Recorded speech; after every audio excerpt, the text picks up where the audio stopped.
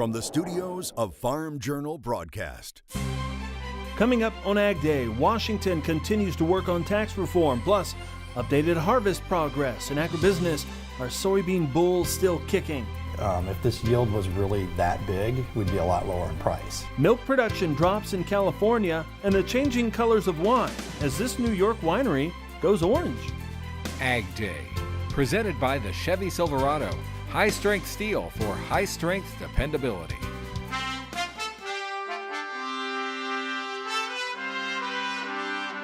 Good morning, I'm Clinton Griffiths. With the pieces in place, Washington legislators are marching toward tax reform, although some of the final details are still being worked out. Tonight we completed the first step toward replacing our broken tax code by passing a comprehensive, fiscally responsible budget that will help put the federal government on a path to balance. The budget also gives us the tools we need to strengthen our economy after years of stagnation. That was last week as Republicans muscled a $4 trillion budget through the Senate. The 51-49 vote sets the stage for debate later this year to dramatically overhaul the U.S. tax code for the first time in 3 decades, cutting rates for individuals and corporations while eliminating trillions of dollars of deductions and special interest tax breaks. When reconciled with the House budget plan, the non-binding measure allows follow-up tax legislation to pass without a threat of filibuster by Senate Democrats. While final tax proposal details are still rolling out, agricultural tax experts are paying close attention to changes in self-employment tax. There is some discussion in Congress about, hey, we might drop your income tax, but we're going to increase your self-employment tax or your payroll tax.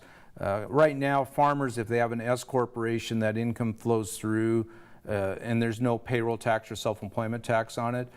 But Congress or IRS has fought farmers and other business owners. You're not paying enough salaries, or you're paying too little in some cases with a C Corp. And so what they might do is they might have you add all your income together. So your farm operation income, maybe your cash rent income, your salaries, everything. You're going to add it all together, and they're going to say 70% of that's subject to self-employment tax, 30% is not. That would be a huge game changer for farmers. A lot of our tax planning that we've done has always been designed to reduce that self-employment tax. And if this was to go through, that would pretty well completely reverse our planning opportunities that we've had in the past. The U.S. House is being urged to adopt the Senate's budget resolution this week and then start on finalizing tax reforms before the end of the year. Monsanto striking back at the state of Arkansas for banning its version of dicamba, the company filing suit Friday against the Arkansas Plant Board. The seed and chem maker is asking a judge to block the state agency from enforcing a rule that bans the use of dicamba from April 15th through September 15th next year. The state implemented the ban in response to farmer complaints. In September, the plant board rejected a petition from Monsanto to allow its herbicide to be used. The lawsuit comes a week after the EPA announced it had reached a deal with Monsanto, BASF, and DuPont for new voluntary restrictions for the weed killer's use. After falling behind on harvest progress across much of the Midwest, USDA updating its numbers late Monday as cool, wet weather pours into the heart of the country.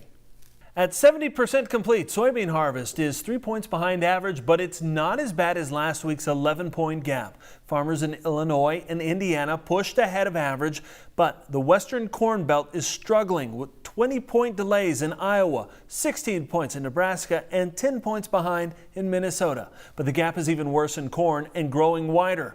The crop progress report showing overall corn harvest 21 points behind the average pace. That's 2 points worse than last week. Minnesota now 41 points behind the average pace. Iowa and South Dakota are 32 points behind. Nebraska, North Dakota, 26 points behind.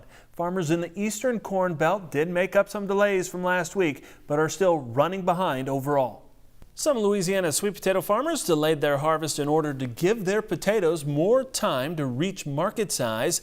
The harvest well underway, and many producers are finding yields to be very good. LSU Ag Center's Craig Gautreaux has this report.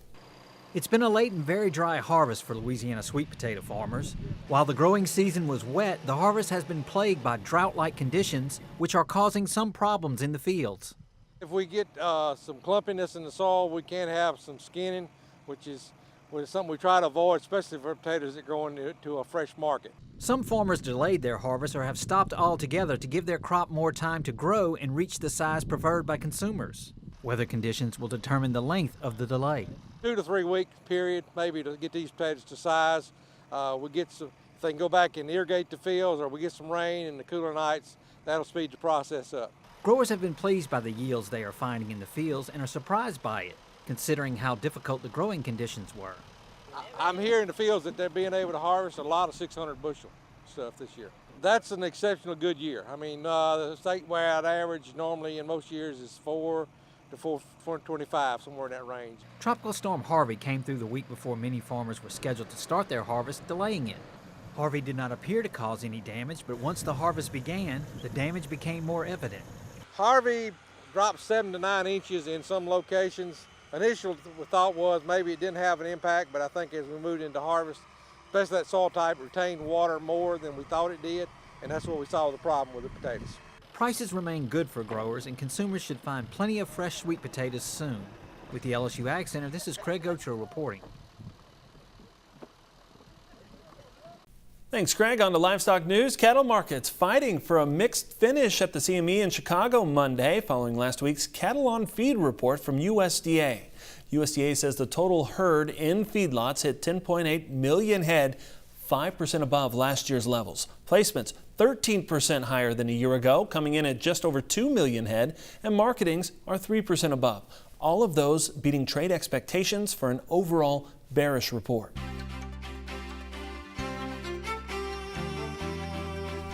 Mike Hoffman taking a look around farm country today with today's crop comments. Good morning, Mike. Good morning, Clinton. We head to Benson County, North Dakota. A farmer posted on AgWeb that bean harvest has been going tough. The yield is nothing to talk about, and very little corn has been harvested either.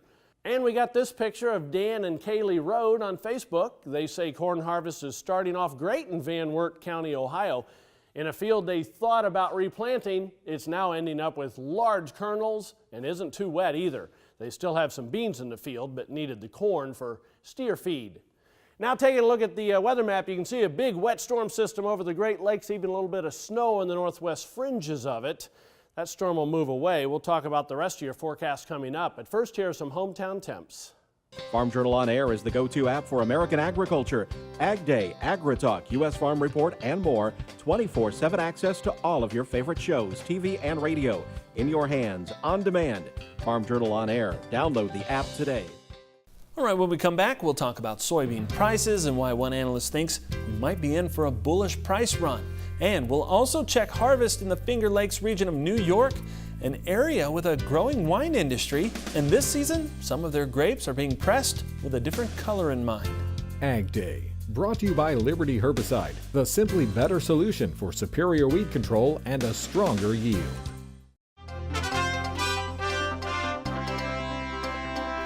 In agribusiness, it was a mixed day across the commodity charts. Let's see how our major indices closed from the floor of the CME in Chicago. Today in soybeans, the market was up. Dry weather in Brazil really brought in buyers to support these prices.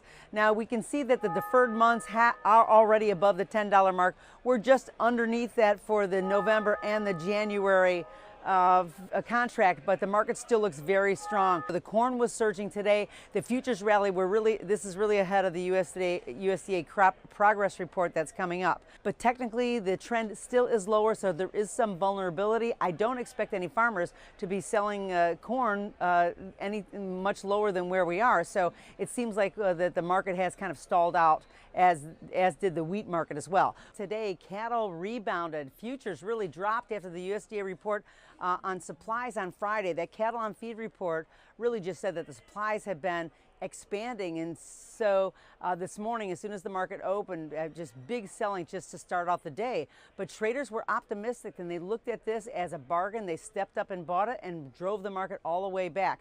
And this tells me that it's really a good sign for cattle and certainly for beef prices. That's all from the floor at the CME Group. I'm Virginia McGaffey.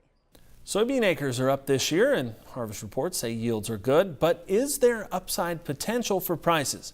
Tyne Morgan asked the question in today's analysis.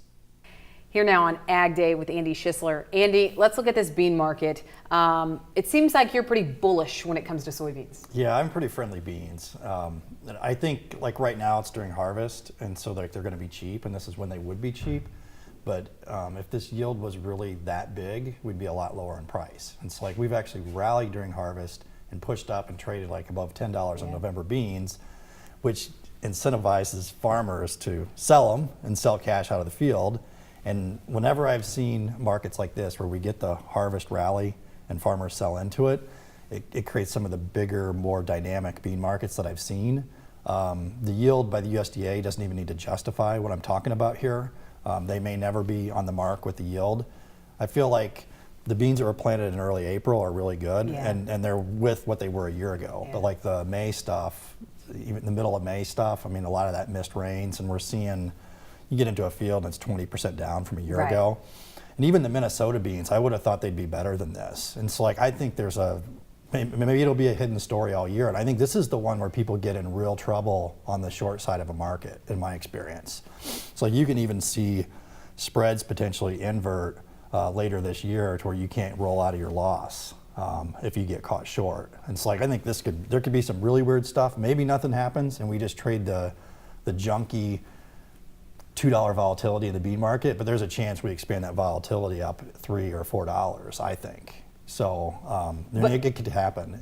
When could that happen, though? Does it take a while? I mean, you know, it's already started because we've traded up to $10 on every contract on the board during October. And that's so a good sign for you. Yeah, it's a very good sign for me. And I think by Jan 1, I kind of think I've traded up to $11 is what I'm thinking. And maybe even into March, April, May, you know, I exceed that number. But like we haven't seen I've seen volatility in cattle, but we haven't seen it in soybeans, and I think it's coming. So hold on to your beans, though, right now? Absolutely, I would hold on to my beans. I like the bean market. I'd sell corn and buy beans.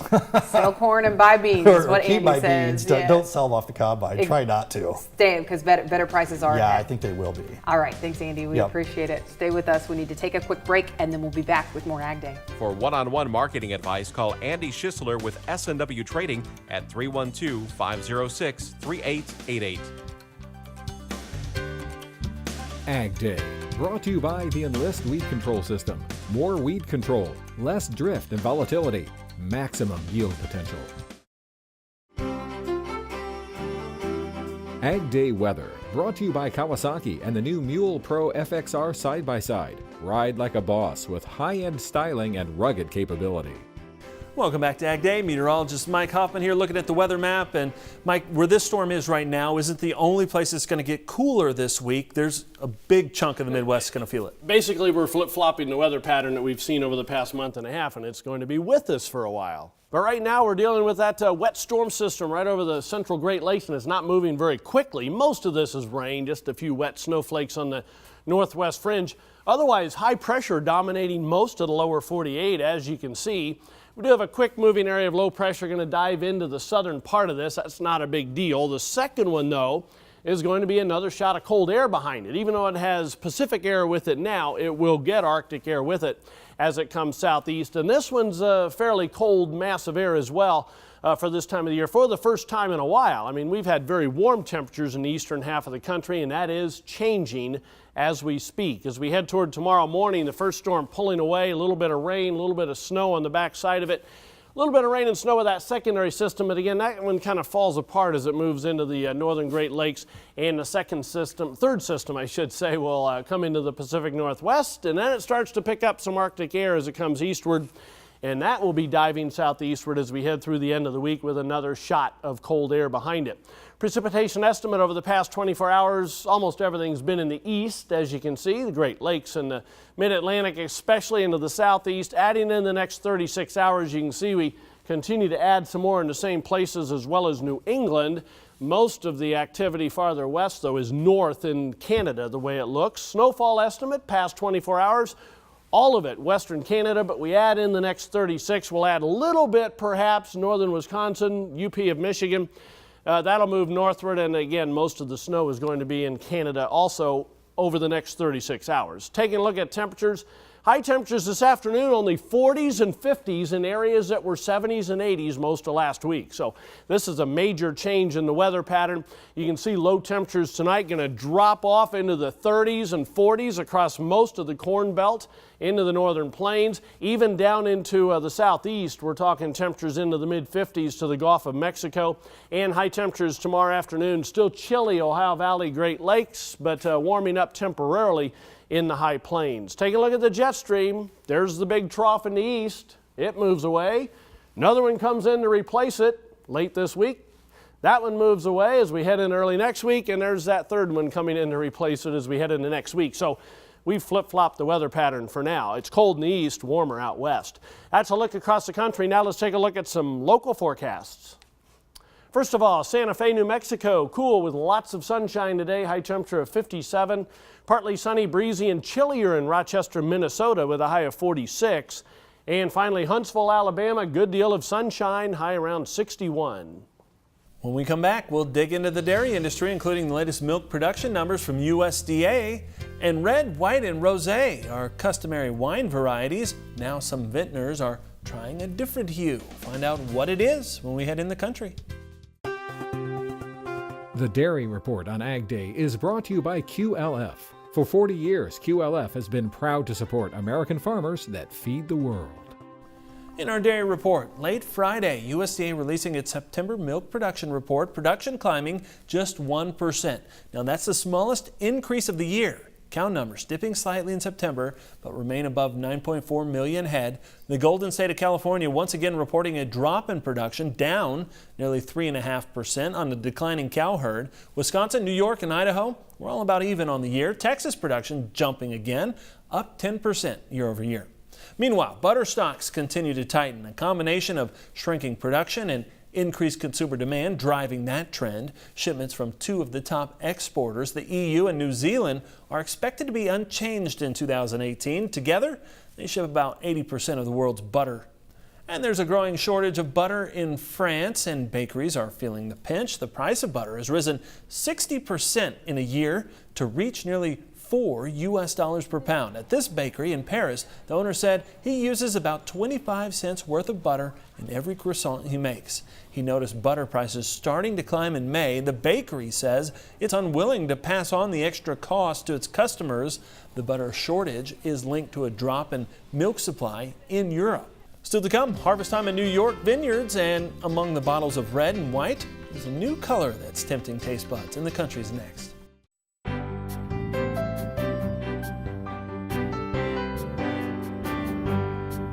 In the Country, brought to you by Kubota's M7 series. Learn more about the largest tractor in Kubota history at Kubota.com.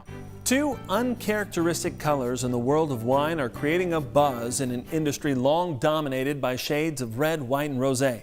Now, you may remember 2 weeks ago we told you about a libation made in Spain that's blue in color. It smells and tastes like wine, but it cannot be called wine. Regulators with Spain and the European Union forbid it. Now a vintner in New York State is creating a wine that's the color orange, and no, it does not come from citrus fruit, but by fermenting white wine grapes with their skins on before pressing. Michael Hill reports. Harvest time in the vineyards of New York's Finger Lakes. Grapes are being picked for white wines, red wines, and orange wines. Lighter than reds and richer than whites, orange wines are creating a buzz with their unique tastes. Pretty outgoing characteristics, very spicy, peppery, a lot of tea flavors too come through. These wines are not made with oranges. The color comes from fermenting white wine grapes with their skins before pressing, like red wine grapes. The wine takes on color and flavors from the skins. The ancient technique is being revived at wineries like Atwater Estate Vineyards. Many winemakers call them skin-fermented wines. That makes it clear to drinkers these wines come from the vine and not a citrus grove.